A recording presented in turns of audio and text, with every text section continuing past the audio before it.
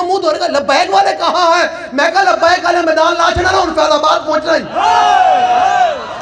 और घर नहीं बैठा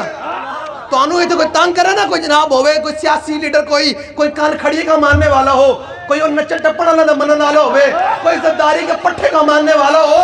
तो उसको कहना भाई तुम कहते हो ना लब्बैक वाले किधर हैं? तो 10 अक्टूबर बरोज जुम्मतुल मुबारक 2 बजे लब्बैक ने फैजाबाद के मैदान पर मैदान लगा दिया पुत्र चल खड़े।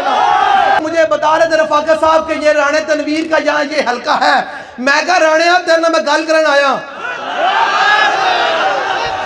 मैं तेन सच्ची दस बिल्कुल मैं तेरे बारे गड्डी में बह के बदवा करता रहा तो पुत्र तू बचना कोई नहीं हुण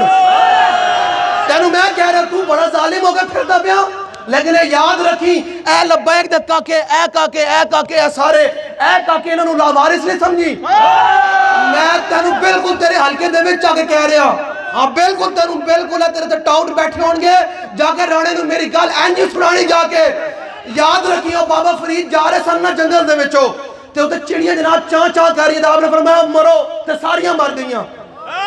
बाबा साहब जा रहे ना ते सारियां मर गई ते बाबा साहब आए शहर दे विच ते उत्थे एक माई जनाब बुढ़िया सी माई बड़ी पहुंची हुई सी उनके घर के बाहर ना कुत्तियां बनी हुई सी वो कुत्तियां भी ना टां टां कर रही ते बाबा साहब के दिल में ख्याल है कि मैं कहां जिवें चिड़ियां मरियां फरमाया तो दिल में ख्याल होंदा कि मैं कहां कि जनाब मर ते माई बड़ी पहुंची हुई सी माई ने कहा बाबा साहब लुके ते चिड़ियां मारते रहे साइयां वाली समझ आ रहे राणे